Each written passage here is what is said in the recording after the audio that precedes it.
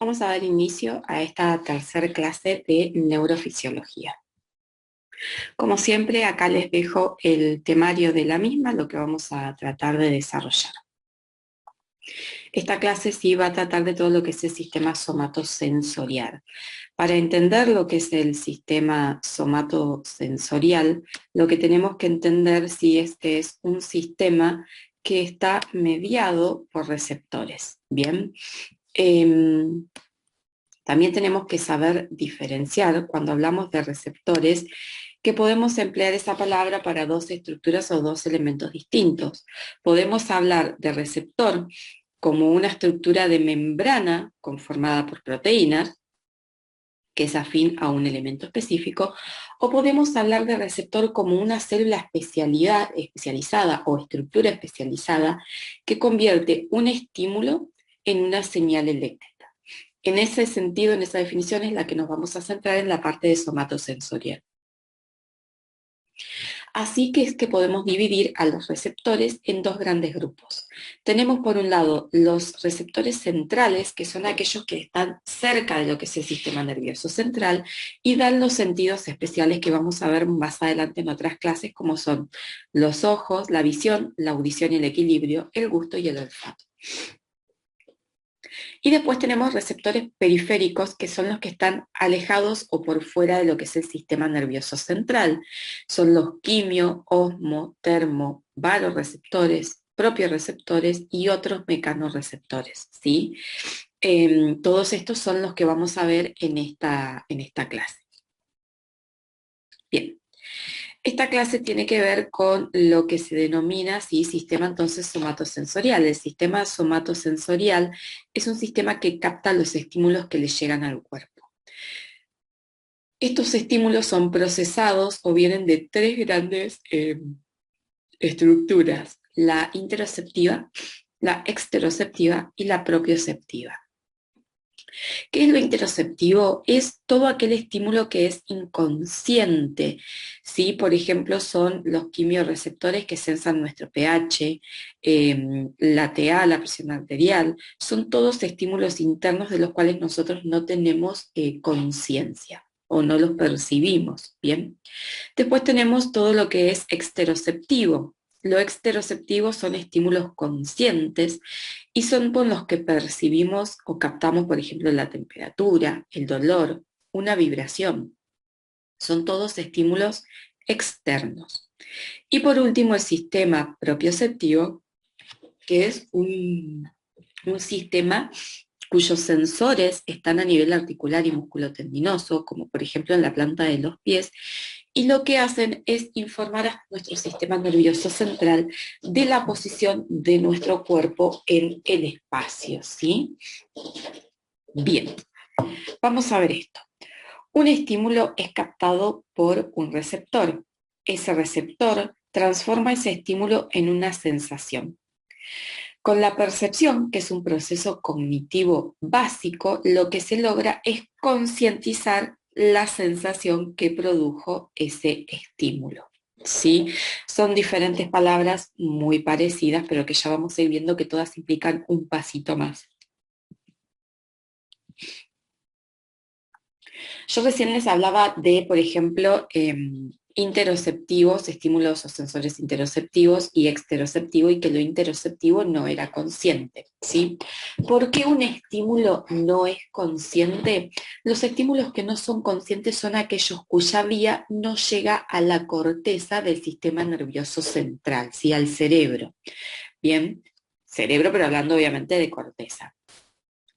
Y cuando hablábamos de exteroceptivos, por ejemplo, la temperatura, el dolor, las vibraciones, son todos estímulos que percibimos y sentimos, es porque esas vías llegan a la corteza de nuestro cerebro. Y entonces esa es la diferencia entre que un estímulo sea consciente o no lo sea. Bien. ¿Qué es un receptor? De que tanto les vengo hablando, ¿sí? Un receptor es un transductor. ¿Qué quiero decir eso?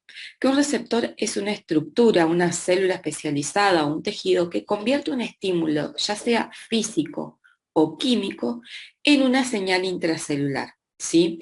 Es decir, en un cambio del potencial de membrana. Por ejemplo, los receptores que en mi piel sensan la temperatura, siensan, ¿sí? Precisamente ese calor o ese frío, y ese frío lo transforman, lo traducen en un cambio de potencial de membrana. ¿Sí? Si ese potencial de membrana pasa obviamente la zona umbral, se va a despolarizar esa célula y se va a propagar por la neurona sensitiva y va a llegar al sistema nervioso central donde se integre esa información. Bien. Entonces, acá tienen esta imagen del Silverton. Tenemos la homologación de nuestro cuerpo a lo que sería una señal que transmite una transmisora de radio, nuestra radio en nuestras casas y las ondas de sonido. La señal externa son estas ondas de radio, ¿sí? Vendría a ser la temperatura, si hace 3 grados bajo cero afuera, por ejemplo, si hace frío. La radio vendría a ser nuestro receptor de temperatura en nuestra piel. Ese receptor va a transducir ese fenómeno, esa señal externa, por medio o gracias a un transductor, y lo va a amplificar a veces o no, y lo que voy a obtener es una respuesta. Voy a tener, por ejemplo, piel de gallina, piloerección, y claramente mi respuesta en mi caso sería querer huir de ese frío de 3 grados bajo cero a estar en un lugar refugiada y calentita. Bien. Continuando, ¿sí? Entonces hablábamos de estímulos conscientes o inconscientes, que eran estímulos sensitivos que alcanzaban un nivel consciente de percepción. Dentro de esta categoría están los sentidos especiales y los somáticos, ¿sí? En esta tabla lo que se presenta es cómo se procesa la información en la visión, por ejemplo, sensitiva. Procesamiento habitual consciente de los estímulos, visión, audición, gusto, olfato, equilibrio, son todos procesos conscientes. Sentidos somáticos, tacto, temperatura, dolor, picor, ¿sí? El prurito o la propiocepción, también son todas cosas que llegan a corteza y son conscientes. Abajo de esta tabla tenemos los procesos inconscientes, ¿sí? La longitud y tensión muscular, la propiocepción, fíjense que es consciente e inconsciente. La mayoría del tiempo nosotros no estamos pensando en qué posición está nuestro cuerpo, salvo que yo les pida que se haga consciente o lo trabajemos con ejercicios en el cual el paciente está centrado o concentrado en eso, ¿sí? Es como cuando hablamos de la respiración. La respiración es un proceso inconsciente, ¿sí? Pero si yo les hago notar su respiración, ustedes van a estar como conscientemente respirando un rato, pero después se olvidan y eso es un proceso automático, ¿sí? Se hace inconsciente. También obviamente son fenómenos inconscientes lo que es la tensión arterial, la distensión gastrointestinal, la concentración plasmática de glucosa y muchos estímulos más. Bien, tipos de receptores. Los tipos de receptores se dividen en 4 grandes grupos según el estímulo al que son más sensibles.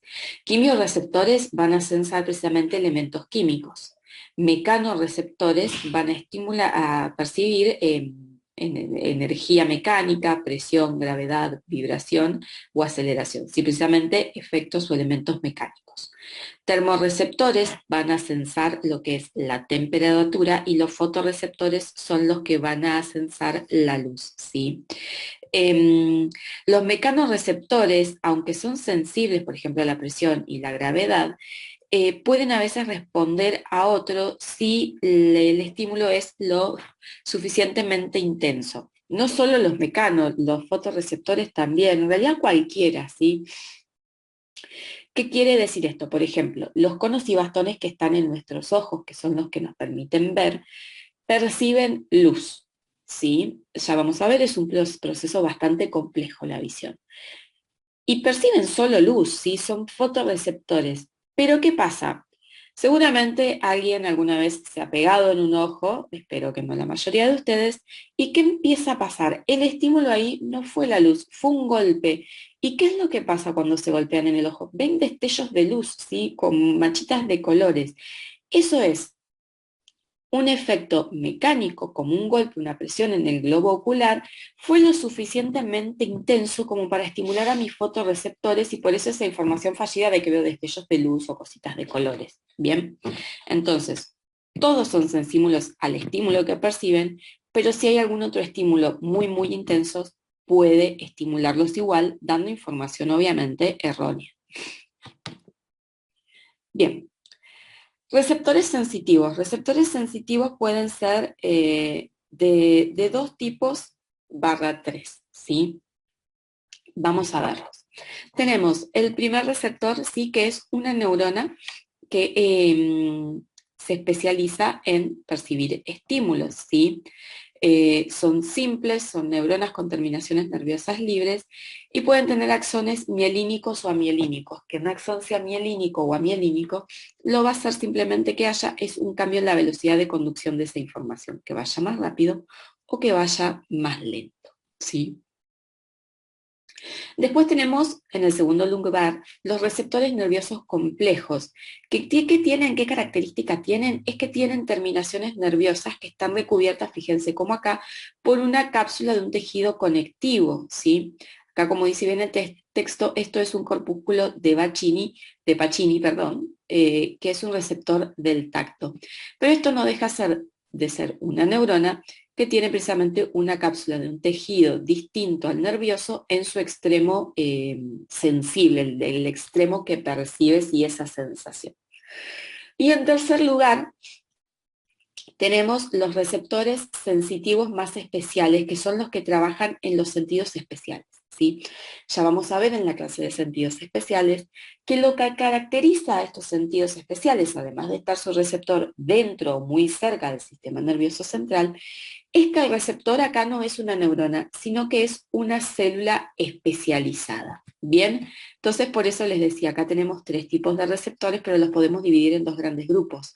Por este lado, que tenemos el receptor, cuya célula es una célula especializada que transmite esa información a una neurona, o estos 2 primeros tipos cuyos receptores no dejan de ser neuronas, que a lo sumo uno en su extremo tiene un tejido diferente. ¿Sí?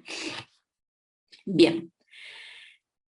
Los receptores tienen propiedades. ¿Cuáles son esas propiedades? Estimulación, tienen un potencial generador, tienen adaptación, son transductores, tienen un campo receptivo periférico y son específicos, ¿sí? Los estímulos los captan principalmente por deformación, ¿sí? O por cambios químicos, ¿sí? Son las cosas que van a sensar los receptores. El estímulo lo que hace es despolarizar la membrana y da el potencial generador. Si ese potencial, ese estímulo fue lo suficientemente intenso, lo que produce es un potencial generador. Bien. A ver, denme un segundo. Bien. Los demás puntos, sí, adaptación, transductor, campo periférico y específicos, los vamos a ir tratando en las próximas filminas. Bien, entonces, recién les hablé en el segmento anterior de los receptores y les mencioné las propiedades. Vamos a ir viendo cada una de ellas, ¿sí? Entonces, ¿cómo se transforma un estímulo, ya sea la temperatura, el calor, un estímulo físico o químico, en un potencial de acción? Primero dijimos que lo que estimulaba a esos receptores era cambios o deformaciones en ellos, ¿sí? Y lo que transforma un estímulo en un potencial de acción es que se abran, ¿sí?, la apertura, ¿sí?, o cierre de canales iónicos que producen un influjo de sodio. La apertura entonces puede ser por estímulo directo o por segundos mensajeros, ¿sí? Aquí pueden participar también. Y en algunos, en muy pocos, la respuesta incluso es una hiperpolarización de esa célula, ¿sí? Pero así es como se transforma un estímulo en un potencial de acción, haciendo ese estímulo original, cuando sobrepasa un umbral, abriendo o cerrando canales iónicos, principalmente de sodio. Los receptores entonces son transductores porque traducen el estímulo a una sensación y esta se envía a corteza, o no, sí, acuérdense que depende si el estímulo es consciente. Perdón el estornudo. Los campos receptores, sí, se relacionan con la discriminación. Ahora un poquito más adelante los vamos a ver, ¿sí? Y a mayor campo receptivo periférico, menor discriminación, ¿sí? Ahora ya les prometo próximas 2 filminas aclaramos estas 2 cosas. Lo que tenemos acá, sí, antes de continuar y aclararle esto de a mayor campo receptivo, menor discriminación, son que en nuestro sistema nervioso central las vías suelen ser de dos formas. Vías me refiero a la comunicación de sí, la vía ascendente, por ejemplo, la corticoespinal, la piramidal y varias más, que pueden ser divergentes o convergentes. Una vía divergente es el ejemplo 1. Tenemos una única neurona que hace sinapsis con 3, estas 3 hacen sinapsis con otras 7, es decir, se va ramificando, se va amplificando a medida que va alejándose de la primer neurona de esta vía, ¿sí? Va precisamente haciendo una vía divergente. Después tenemos la vía convergente, ¿sí? Esta suele ser a la inversa. Va de muchas, muchas, muchas neuronas, va yendo de información cada vez a menos hasta llegar a una única. Es decir, se achica la cantidad de neuronas desde la primera, que son muchas, hasta la última, que son menos. Las neuronas sensitivas sí poseen convergencia. La vía sensitiva, entonces, grábenselo, son vías convergentes, es decir, muchas neuronas van llegando a menos, cada vez menos y cada vez menos, ¿sí? La neurona primaria, en este caso, descarga en un grupo más reducido de neuronas secundarias, la cual suma varios estímulos subumbrales en esa neurona, ¿sí? Fíjense acá tenemos acá, esto sería la vía sensitiva. Muchas neuronas, estas dos, por ejemplo, llegan a esta, y esta, cuando el estímulo que llega de estas dos neuronas primarias pasa el subumbral, va a descargar el potencial de acción que va a estimular esta tercera neurona, ¿sí? Y esto tiene que ver con los campos receptivos que yo les hablaba más adelante, que vamos a ir viendo ahora, ¿sí? Campo perceptivo. ¿Qué es? La neurona somatosensitiva es activada por un estímulo que cae dentro de un área determinada, ¿sí? O sea, yo me toco el dedo gordo y lo va a sensar una neurona que está ahí cerca, no una neurona que está percibiendo mi planta del pie, ¿no? A menudo los campos receptivos se superponen. ¿Qué quiere decir esto? Primero, en esta imagen tenemos un ejemplo clarito de vía convergente sensitiva. Fíjense, hacemos de cuenta que estos lamparones de color celeste, amarillo y rosado son segmentos de mi piel. La celeste inerva un sector, la amarilla otro y la rosada otro. Bien, estos tres neuronas sensitivas primarias van a confluir y brindar la información a esta única neurona sensitiva secundaria que va a seguir su vía ascendente a cerebro, ¿sí? Pero ¿qué va a pasar con el campo receptivo? Mi cerebro no va a poder diferenciar de cuál de esos tres globitos viene, si del celeste, del amarillo o del naranja. ¿Por qué? Porque la información acá se centralizó en uno. Entonces, todo este segmento, mi cuerpo lo toma como una única información, ¿sí? Eso es lo que quiere decir que a menudo los campos receptivos se superponen. Ni hablar de que en este segmento, ¿sí? Acá confluye la información de las tres. A lo sumo en este puntito la información va a ser mucho más intensa en esta neurona, ¿sí? Bien. Cuando múltiples neuronas sensitivas primarias convergen en una única neurona sensitiva secundaria, los campos perceptivos individuales se fusionan en un campo perceptivo secundario mucho más grande, ¿sí? El tamaño de los campos perceptivos determina el grado de sensibilidad. Yo sé que esto les estoy haciendo un trabalengua, léanlo, les prometo después va a ser más sencillo. El tamaño de los campos receptivos entonces determina el grado de sensibilidad. ¿Qué quiere decir esto? Hagan la prueba en su casa con un familiar. Sean suaves, por favor, no le entierren la aguja en la piel.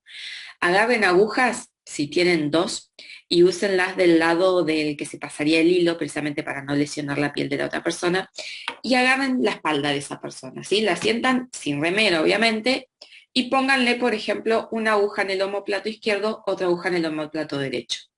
Que esa persona les diga cuántos puntos siente. Va a decir que siente 2. O en vez de agujas, para no le lastimar a nadie, agarren la punta de 2 lapiceras, ¿sí? Levantan el de un lado o levanten los dos y van acercando esas lapiceras, ¿sí? Las van acercando, las apoyan de nuevo en piel, ¿cuántos puntos siente? Levanto, las apoyo de nuevo, ¿cuántos puntos siente? Van a ver en espalda que va a llegar un momento que ustedes apoyan las lapiceras y la persona va a sentir un único estímulo, porque ahí ya me quiere decir que se superpusieron campos receptivos de diferentes neuronas que confluyen en la misma neurona secundaria. Esos campos receptivos, esa superposición, es más grande o más chica dependiendo la zona de nuestro cuerpo. ¿Qué quiere decir esto? Por ejemplo, en mi espalda no me es útil percibir o discriminar 2 puntos a 3 milímetros de distancia. ¿Para qué quiero tanta sensibilidad en la espalda? ¿En qué 2 lugares sí tengo mucha sensibilidad o muchos más lugares tengo mucha sensibilidad? Por ejemplo, en la boca, la palma de mis manos, la planta de mis pies, la zona genital. Vuelvan a hacer la misma experiencia de recién en la palma de la mano de esa persona. Obviamente la persona tiene que estar con los ojos cerrados en este caso porque la mano se la está viendo. Le apoyan los 2 puntos, ¿sí?, de la lapicera en la palma de la mano y vayan acercándolos. Vayan acercándolos y siempre le preguntan cuántos puntos sientes. Si uno, si dos, si uno, si dos, si uno, si dos. Y fíjense que el campo receptivo donde la persona empieza a sentir un único estímulo es mucho más chiquito a comparación que en la espalda. O incluso en la espalda, en la distancia que ellos tengan que percibe un solo punto, en la mano la persona sigue discriminando los dos, ¿sí? Eso era lo de los campos perceptivos. Bien, acá lo tienen bien esquematizado los diferentes ejemplos. El ejemplo A sería, por ejemplo, en espalda, que muchas neuronas llegan a una única, y el ejemplo de mano, ¿sí?, o planta de los pies, que logro percibir puntos distintos a distancias muy chiquititos. ¿Sí? Por ejemplo, brazos y piernas con 2 centímetros de distancia a los puntos ya los interpreto como 1. En cambio, en las manos y eso, 2 milímetros todavía a veces puedo lograr percibir los puntos como estímulos distintos. Nada, porque fíjense, acá está en inglés y acá está en castellano. ¿Sí? Es de la edición más nueva del Silverton. Bien. El potencial de membrana del receptor sensitivo se denomina potencial receptor, ¿sí? También a veces se habla de un potencial escalonado. El potencial de acción siempre es idéntico en una neurona, ¿sí? Entonces, la intensidad y duración del estímulo, la duración del calor, la duración del dolor o de lo que sea, va a estar dada, ¿sí?, por la frecuencia, la cantidad de veces que he percibido ese estímulo y no la amplitud del potencial de acción, ¿sí? Amplitud de potencial de acción, fíjense acá, siempre llega a 20 milivolts. Entonces, el potencial de acción no me va a decir cómo es el calor, cuánto calor tengo o cuánto dolor tengo. Lo que me va a dar es la cantidad de potenciales de acción que voy teniendo, ¿sí? Cómo se suman en el tiempo. El potencial escalonado lo que va a hacer es ir aumentando en intensidad, aumenta la frecuencia de los potenciales de acción, ¿sí? Fíjense en el ejemplo A. Un estímulo débil libera poco neurotransmisor, ¿sí? Tengo acá potenciales escalonados o potenciales de acción, fíjense, y me libera menos o poco neurotransmisor. Acá tengo, sí, el primer potencial, después empiezo a percibir cada vez más, sí, se va dando un potencial de seguiditos, seguiditos, seguiditos, seguiditos, con esos escalones que ven, y esto sí lo que me produce es mayor liberación de neurotransmisor.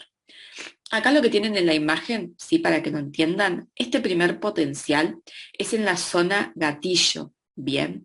Este segundo potencial es en la zona trigger o en el cono axónico, cómo se van sumando, y después cómo se van transmitiendo los potenciales de acción a lo largo de esta neurona para liberar, sí, la acetilcolina. A ver, vías sensitivas encefálicas. La mayoría de las vías pasan a través del tálamo en su viaje hacia corteza. Hay excepciones y ya las vamos a ver. Yo acá no me voy a detener mucho, ¿por qué? Porque vamos a tener una clase específica de todo esto. Lo único interesante acá, obviamente es interesante todo, pero lo vamos a ver en la clase que corresponde, es mencionar que la vía oftálmica es la única vía sensitiva que se puentea el tálamo. Y ya vamos a ver por qué eso puede ser perjudicial muchas veces para nosotros. Bien, Entonces, una pregunta que es totalmente válida. Si todos los estímulos se convierten en potenciales de acción, ¿cómo diferencio entre frío, presión, pie o mano? ¿Sí? Eso se diferencia por los atributos del estímulo. ¿Qué son los atributos del estímulo? Tiene 4 propiedades el estímulo. La modalidad o naturaleza, la localización, la intensidad y la duración. Hacemos una pausa si no les queda un video tan largo y hablamos de estas 4 propiedades en el próximo video.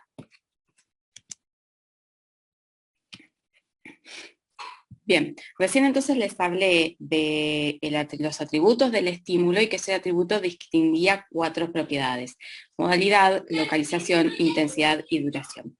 Vamos a empezar hablando de la modalidad. ¿Qué es la modalidad? La modalidad indica qué neuronas sensitivas fueron activadas, ¿sí? Si se activaron las de frío, si se activaron las de dolor, si se activaron las de presión, si se activaron las de tacto suave, si se activaron las de prurito, ¿sí?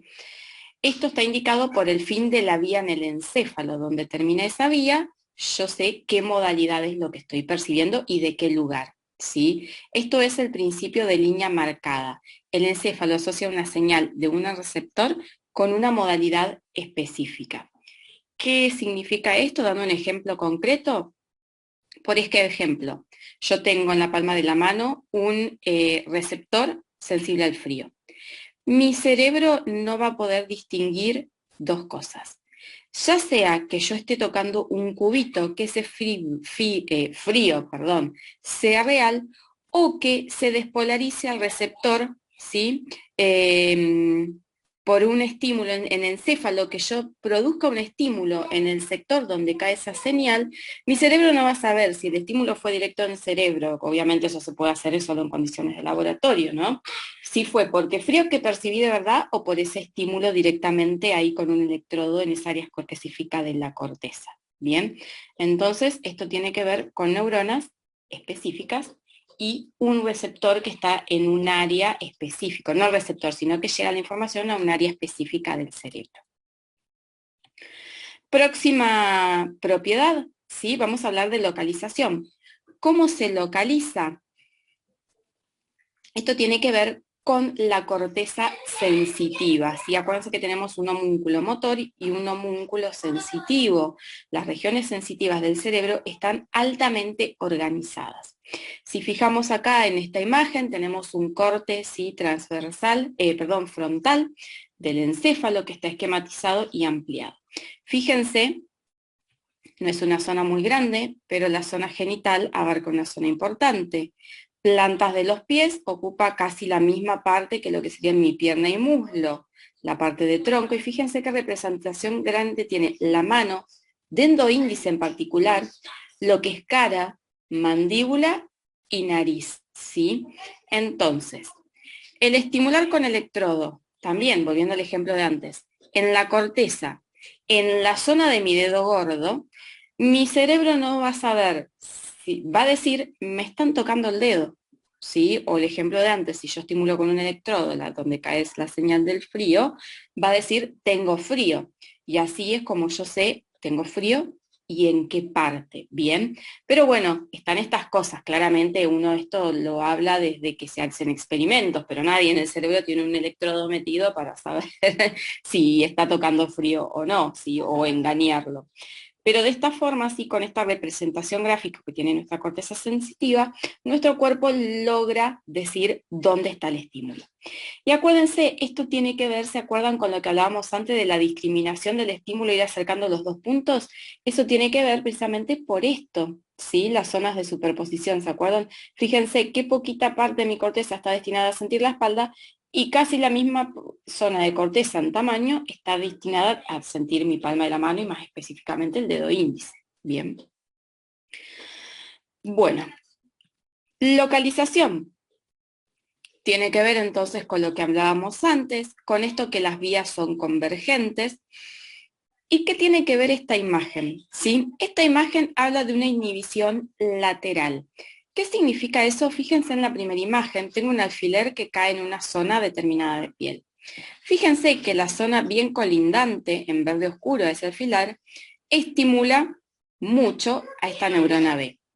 La neurona A y C están en una zona de daño, sienten el estímulo pero mucho menos. ¿Qué pasa acá en la segunda neurona de esta vía? Fíjense que la que recibió mucho estímulo por sus colaterales inhibe a la neurona A y C. Esto que hace que en la tercera neurona este estímulo vaya solo por la neurona B. ¿Qué es lo que logra todo esto? Que yo le dé mucha mayor precisión al estímulo, ¿sí? Esto es lo que pasa acá. Se deprime la información de la periferia y centralizo, focalizo ahí, entonces le logro dar mucha más precisión. Esto lo que hace es aumentar el contraste entre los campos periféricos activos y los vecinos que son inactivos, ¿sí? O se silencian precisamente por colaterales. Tercer atributo de los estímulos, ¿sí? de estas propiedades del estímulo, tiene que ver con la intensidad, ¿sí? Y con la duración, que lo vamos a ver juntos el tercero y el cuarto. Primero, la intensidad de un estímulo tiene que ver con la cantidad de receptores que activo, ¿sí? Con la cantidad, ¿se acuerdan seguidita que habíamos un ratito? Que se disparan la frecuencia de esos potenciales de acción. No es lo mismo tener 1 por segundo que 20 por segundo. Y la duración es cuánto en el tiempo se sostienen esos potenciales de acción, ¿sí? Y tiene que ver en que hay receptores que se adaptan y llega un momento que no disparan por más que el estímulo esté, ¿sí? Entonces, no todos los receptores tienen el mismo umbral. Los más sensibles se activan ante bajas intensidades y cuando aumenta la intensidad van activando más receptores. La cantidad... Perdón, no sé qué pasó, les pido disculpas, esperen que acomodamos y seguimos. Acá está, ¿sí? La cantidad de receptores activos indica la intensidad también. Muchos más intensidad, pocos menos intensidad. Y la duración dada esto, la cantidad de potenciales de acción que yo tengo en el tiempo sostenido. Duración ya lo vamos a ver un poquito más adelante, esto que dice algunos se adaptan. Un ejemplo concreto es el receptor del sentido del olfato. Yo me pongo un perfume, ustedes se ponen un perfume. Lo perciben un ratito, después lo dejan de percibir. Pero si viene una persona que no estuvo con ustedes, el aroma lo va a percibir. ¿Ustedes qué pasó? Su olfato percibió el olor, su sistema nervioso central percibió que no es un estímulo nocivo, lo anula, lo dejo de percibir para estar disponible para nuevas sensaciones olfativas, ¿sí? Eso es un receptor que se adapta. ¿Cuándo lo voy a volver a sentir el perfume? Si me echo más, por ejemplo. Ahí lo voy a volver a sentir. Bien. Entonces vimos atributos del estímulo. Ahora vamos a ver que los receptores los puedo dividir en dos grandes grupos según la adaptación que tengan, o si la tienen y no la tienen. Una, hablamos de receptores tónicos, los otros son receptores fásicos. ¿Qué significa que un receptor sea tónico o receptor sea fásico? Un receptor tónico, piensen en un tono que se mantiene siempre constante. Fásico habla de fases, ¿sí? Entonces, los receptores tónicos son de adaptación muy lenta, disparan rápido ante el primer estímulo, pero después lo empiezan a hacer un poco más lentos, esos disparos, ¿sí? Pero van a disparar siempre mientras que esté el estímulo. Mientras esté el estímulo, dispara, dispara, dispara, dispara, manda información. Más lento, pero la manda. Es decir, no se adaptan. Hasta que no saco el estímulo, no dejo de percibirlo, ¿sí? Los receptores fásicos tienen adaptación rápida, disparan enseguida ante el primer estímulo, pero después dejan de disparar si el estímulo es constante. Esto que yo les decía del perfume. Yo me pongo perfume, es una oleada de estímulos para mi sistema olfativo, pero después dejo de tener ese estímulo porque siempre tengo la misma cantidad de perfume, no lo percibo más, ¿sí? Sí, lo que hacen estos fásicos se adaptan a los cambios de parámetros. ¿Qué significa esto? Lo que yo les decía, me pongo más perfume, lo voy a volver a percibir el aroma, ¿sí?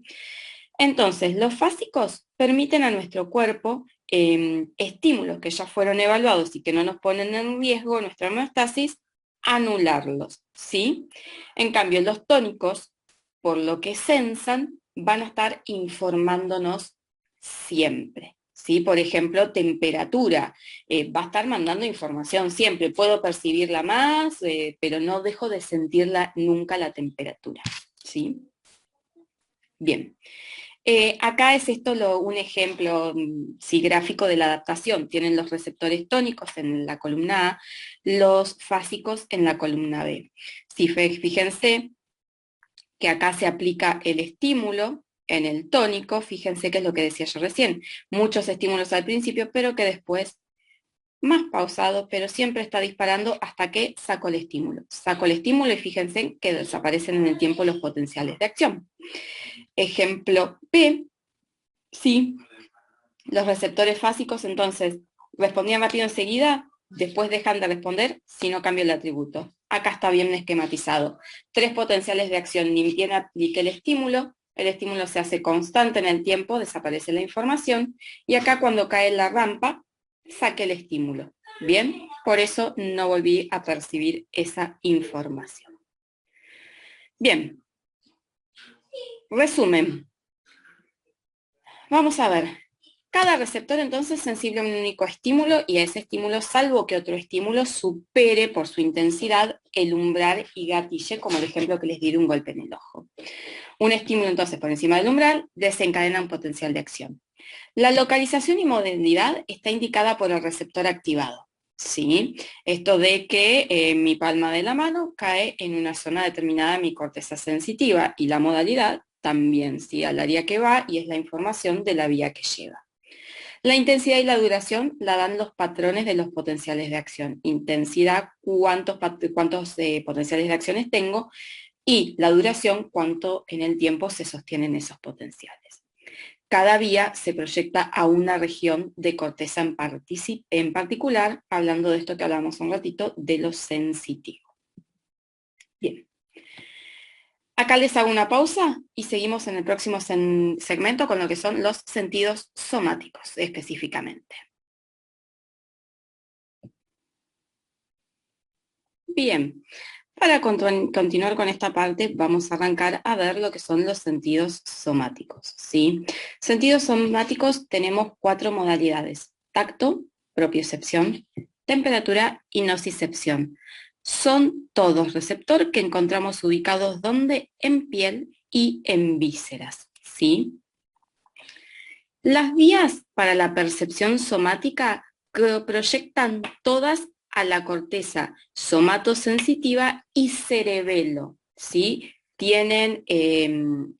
Van a esos 2 lugares, tienen aferencias hacia esos 2 lugares. Entonces, corteza somatosensitiva y cerebelo. Vamos a empezar viendo los receptores, ¿sí?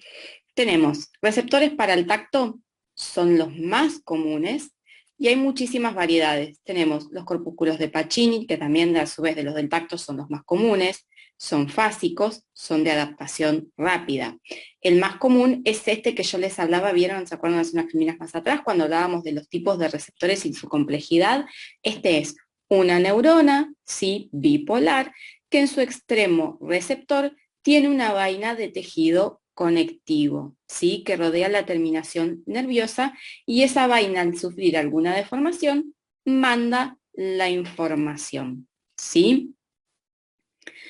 Para nombrarles otros, tenemos los corpúsculos de Krauss, los corpúsculos de Ruffini, corpúsculos de Meissner, discos de Merkel, terminaciones libres y propioceptivos. Bien, no me interesa exactamente que se sepan dónde están cada uno. Sí, hay algunos que están en la cápsula articular, otros que están en los ligamentos laterales, y así mi cuerpo sabe que estoy flexionando, que estoy haciendo rotaciones. Otros se sensan vibración, otros la presión, otras lo que es el roce. Bien, sepan que hay mucha variedad y sépanse los nombres, ¿sí? Acá les dejo, como para que tengan una guía orientativa, les pido disculpas que está en inglés, pero la filmina, la imagen en castellano del libro quedaba muy esfumada. Se los leo, ¿sí? Receptores de Merkel, estoy empezando desde abajo. Textura y presión, ¿sí? Están en las capas más superficiales de la piel y son de adaptación lenta. Ustedes se aprietan, ¿sí? Y la presión no la van a dejar de sentir nunca. Corpúsculo de Ruffini percibe los estiramientos de la piel, están en las capas más profundas, ¿sí? Y también son de adaptación lenta.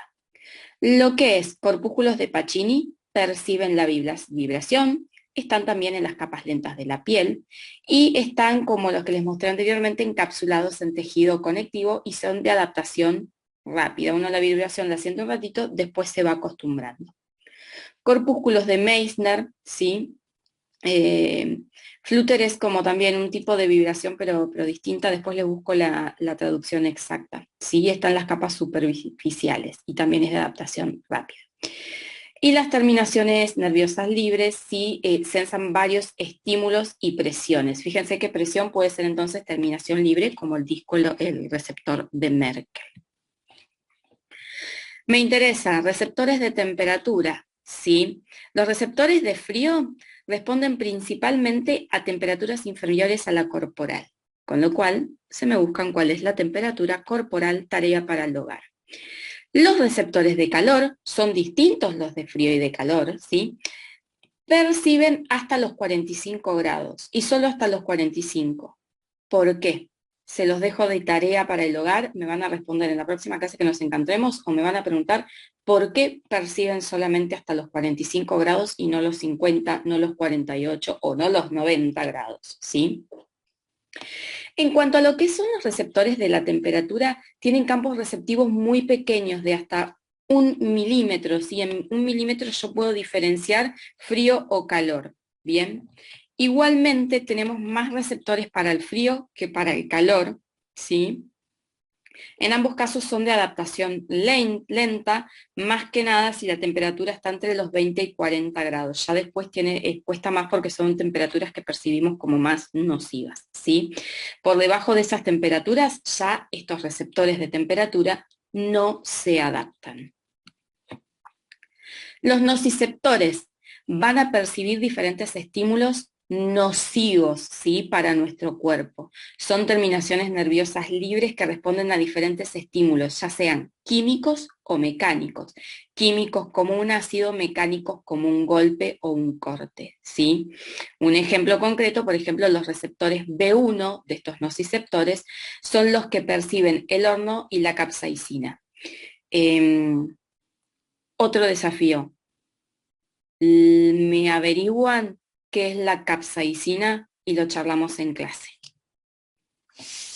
Bien, acá les dejé sí la vía de esto, es similar a las vías que ya estuvimos viendo. Un estímulo es sensado por un receptor, llega por una vía aferente a dónde, a un centro integrador. Ese centro integrador elabora la respuesta más acorde a ese estímulo y la envía por una vía eferente al órgano efector para obtener una respuesta. Ejemplo concreto, agarré la asadera con el repasador húmedo y me estoy quemando. Calor o dolor, sí, es el estímulo, sensada por receptores de temperatura o terminaciones libres. Vía aferente llega hasta centro integrador en corteza o miembros encefálicos superiores. ¿Cuál va a ser la respuesta que va a elaborar el centro integrador? Un reflejo, un acto de retirada, ¿sí? ¿Cuáles van a ser los órganos efectores? Todos los músculos de mi brazo. ¿Cuál es la respuesta? Largar la asadera y sacar el brazo. Todo esto hace un feedback, un loop, una cadena de feedback. Se fue el estímulo, no tengo más calor, listo, ya está, ahí se corre el estímulo, si yo no sigo sacando cada vez más la mano. Después tendré que ver todas las reacciones que suceden a que me quedó dolor, ¿no? Pero bueno, para que les quede esquematizado ese arco de reacciones. Vías va a ser algo muy rápido, tipo mención, porque entiendo que ustedes ya tuvieron o están teniendo anatomía. Tenemos diferentes vías, haz espinotalámico anterior, haz espinotalámico lateral y haz cuneiforme y delgado de Golgi-Burdach. Todas estas vías, los que hacen, ya las ven en anatomía, llevan el estímulo a través de un receptor hacia tálamo y corteza para que en el caso que corresponde ese estímulo sea consciente, ¿sí? Acá les dejo, sí, unas de las vías. El tacto grueso va por el haz espinotalámico anterior y el dolor por el haz lateral, ¿sí? Fíjense que a su vez tienen decusaciones en niveles distintos.